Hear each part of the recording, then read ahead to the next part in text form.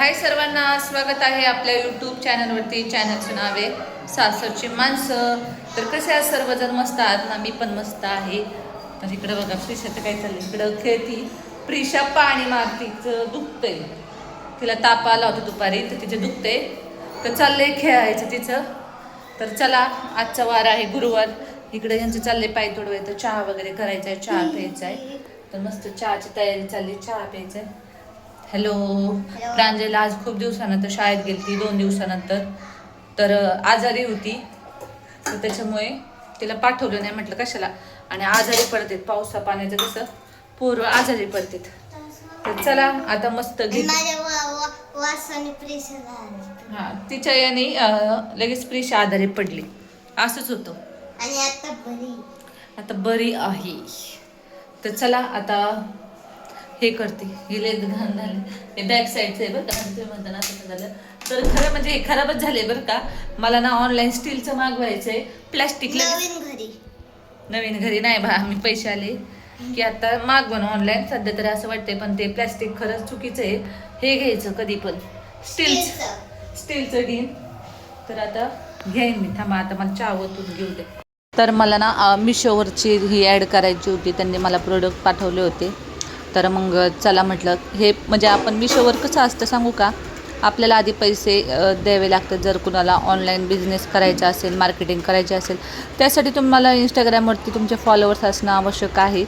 आणि तुम्ही जर मिशोवरती काम करणार असाल तर आधी काय करायचं, आपल्याला पैसे खरेदी करून त्यांचे प्रोडक्ट घ्यावे लागतात आणि त्यांच्या जाहिराती वगैरे कराव्या लागतात. आणि काय काय कपडे असतात ते रिटर्न करावे लागतात, पण ह्या छोट्या मोठ्या गोष्टी आहेत त्या नाही रिटर्न करता येत. तर मी जे कपडे असते ते घेते आणि ते परत रिटर्न करते.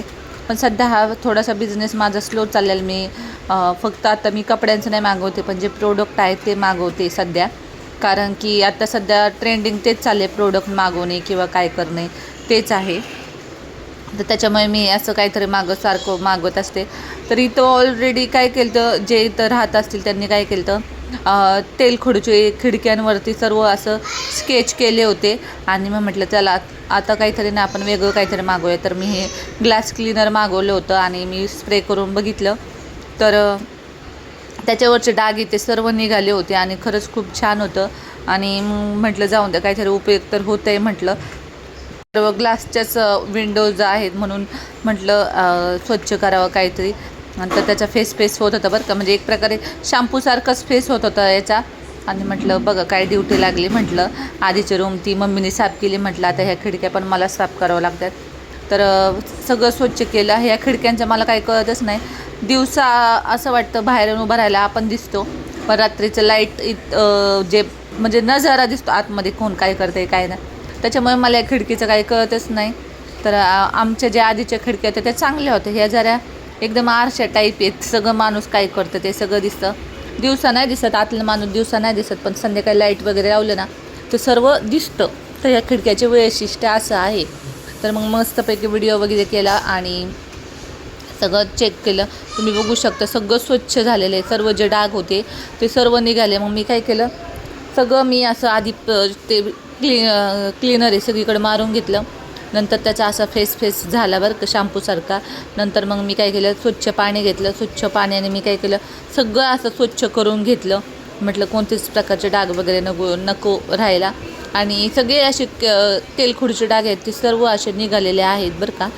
तर म्हटलं चला काहीतरी उपयोग झाला बरं का. जे प्रोडक्ट मागवले आणि प्रोडक्ट मला फक्त 100 रुपयाला मिशोवरती भेटलं होतं. याच्यामध्ये आपण आरसा, कपाटाचा आरसा, अशा खिडक्या, कपाटाचा आरसा वगैरे सर्व आपण पुसू शकतो. तर आता इथे पुरी आहेत बरं का बॅकग्राऊंड. म्हटलं आज 2 दिवस झालं व्हिडिओ पोस्ट नाही केला, तर चला म्हटलं आज व्हिडिओ पोस्ट करूया. तुम्ही बघू शकता सगळं असं स्वच्छ झालेलं आहे आणि सगळं असा फेस झाला. तर तुम्ही बघू शकता सगळं क्लिअर झालं एकदम, म्हणजे एकदम छान झालं बरं का. म्हटलं चला काहीतरी फायदा होतो आहे आपला. तर तुम्हाला पाहिजे असेल तर नक्की मिशोवरती तुम्ही ऑर्डर करू शकता. ग्लास क्लीनर म्हणून सर्च करायचं, तुम्हाला लगेच भेटून जाईल. तर किंवा मी प्रोडक्ट टॅग करेल, जर टॅगचं ऑप्शन आलं तर टॅग करेल, नाहीतर मग तुम्ही मिशोवरती घेऊ शकता. तर इथं बघा सगळं स्वच्छ झालेलं आहे. तुम्ही असं काही ना काही केलं पाहिजे ऑनलाईन बिझनेस वगैरे. तर मी इथं तर करतेच आहे. तुम्हाला करायचं असेल तर अजून मला डिटेल्स सांगा, मी तुम्हाला त्याच्या पुढचा व्हिडिओ काढेल बरं का. नंतर एवढी थकली होते. नंतर संध्याकाळी आज आम्ही हॉटेलमध्ये गेलो होतो. तर हा आहे शनिवारच्या दिवशीचा व्हिडिओ. तर पोरींना खायचं होतं चायनीज. तर खूप दिवसानंतर म्हणजे आम्ही चायनीज खातो आहे. तो खूप म्हणजे खूप दिवस झालं आम्ही चायनीज नव्हतं खाल्लं.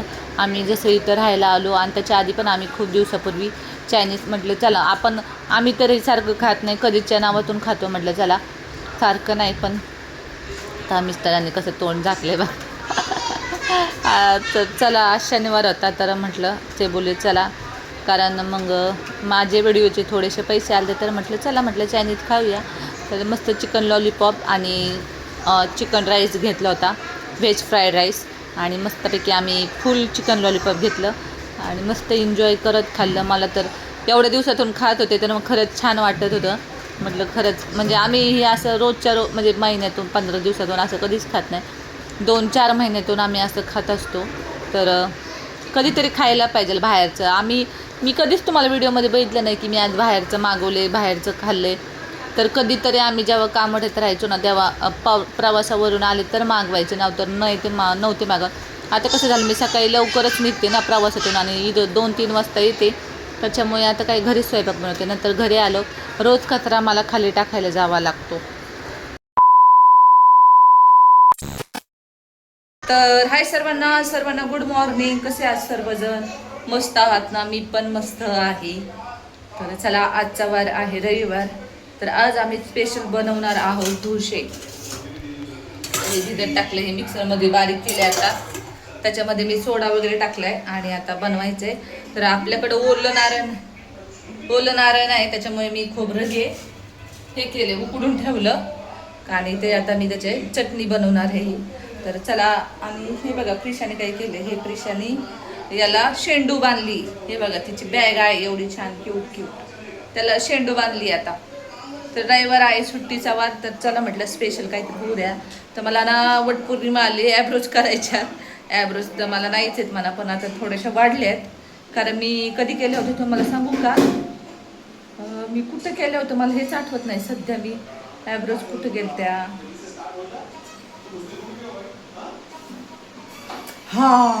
मी ॲब्रो केले होते तुम्हाला सांगते. एप्रिल महिन्यात ॲब्रो केले.